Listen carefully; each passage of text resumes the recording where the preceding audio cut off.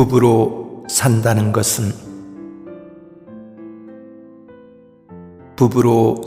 것은 무엇일까? 불교에서는 부부는 전생의 원수였다고 합니다. 그만큼 부부 생활은 어렵다는 뜻입니다. 결혼한 사람이면 알겠지만 남자와 여자가 함께 산다는 것은 결코 쉽지 않습니다. 남자는 여자가 되어보기 전에는 아내를 완전히 이해한다는 것은 불가능하고, 여자는 남자가 되어보기 전에는 남편을 완전히 이해한다는 것이 불가능하기 때문입니다.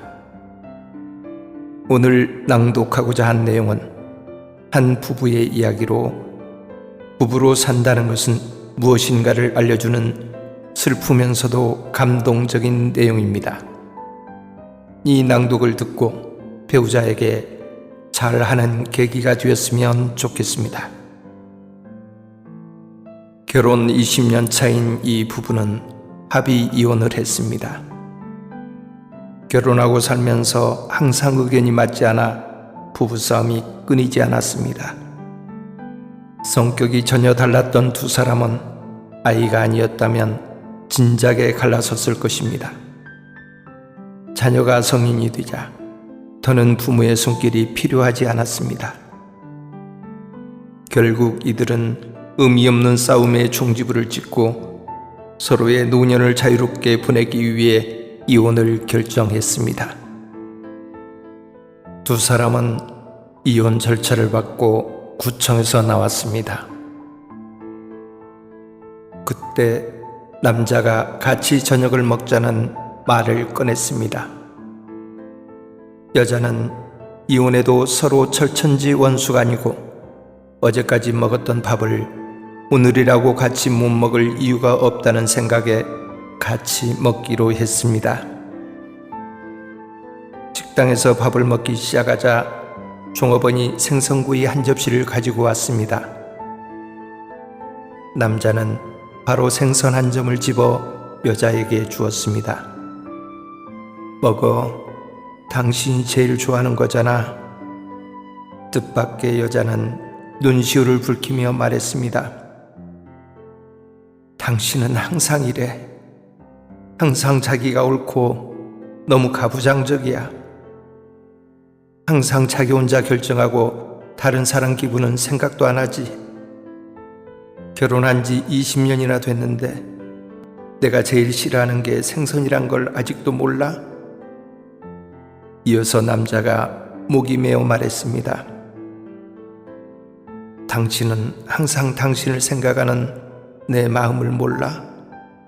나는 언제나 어떻게 하면 당신을 기쁘게 할 수 있을까 생각한단 말이야. 항상 당신에게 제일 좋은 것을 주고 싶었어. 알아? 내가 제일 좋아하는 게 생선구이가 아니고 생선탕수야. 이처럼 서로를 깊게 사랑했던 두 사람은 서로의 문제를 이해하기에 헤어졌습니다. 사랑이 문제일까? 아니면 결혼이 문제일까? 두 사람은 밥을 먹고 난 뒤 여자는 동쪽으로 남자는 서쪽으로 각자의 길을 갔습니다. 그들은 서로 후회하게 될까봐 한 달 동안 서로 전화하지 않기로 약속했습니다. 남자가 두 정거장을 지났을 때 핸드폰이 울렸습니다. 여자의 전화였습니다. 그는 망설이다 전화를 받지 않았습니다. 남자는 집에 돌아와 밤새워 뒤척이며 잠을 이루지 못했습니다. 폐부 깊숙이 통증이 밀려와 그를 괴롭혔습니다.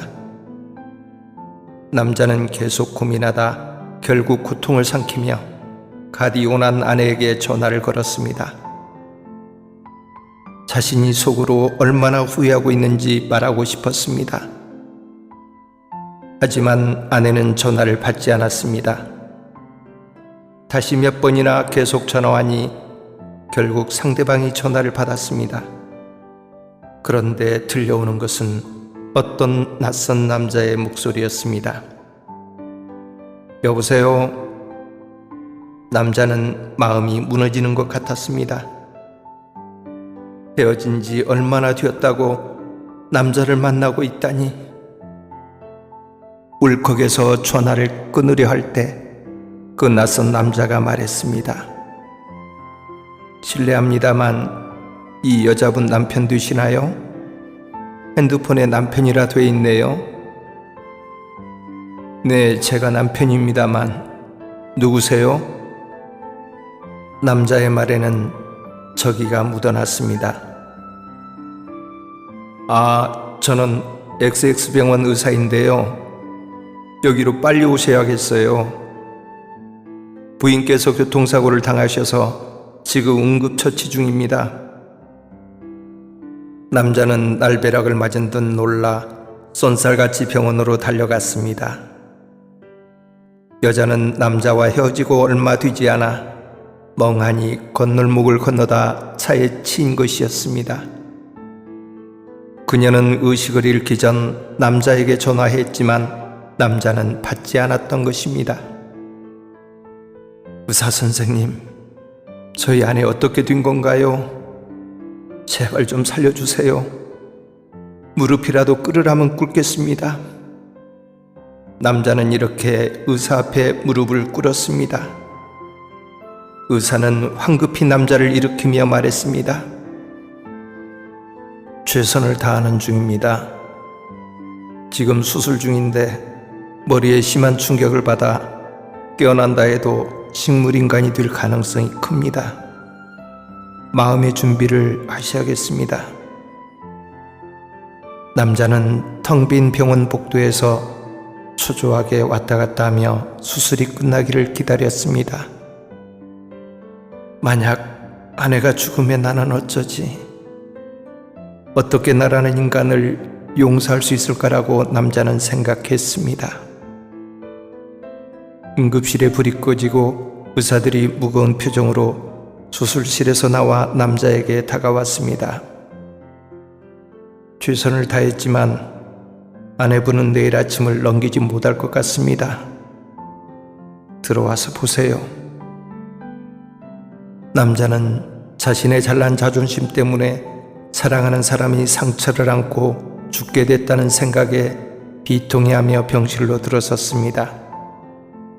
침대에 누워있는 여자는 본래의 모습을 찾아볼 수 없을 만큼 눈과 입만 나온 채 얼굴이 온통 붕대로 감겨 있었습니다.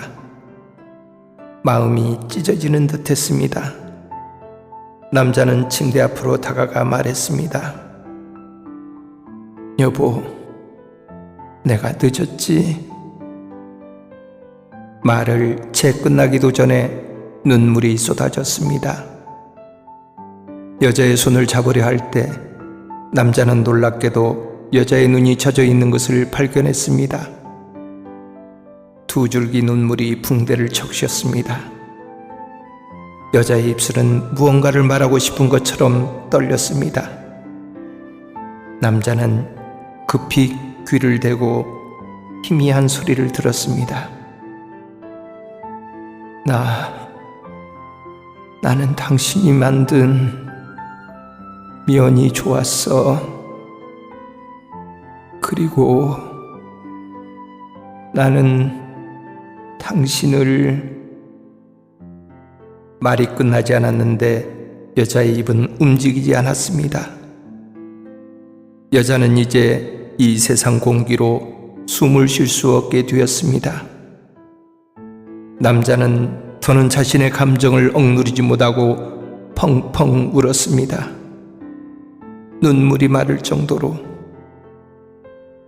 면, 아내가 아직도 그 면 요리를 기억하다니.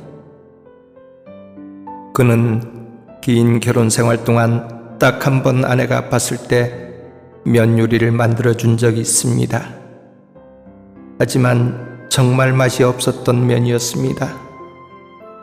그것을 아내는 제일 맛있다고 기억하고 있었습니다. 남편이 해준 요리였기 때문입니다.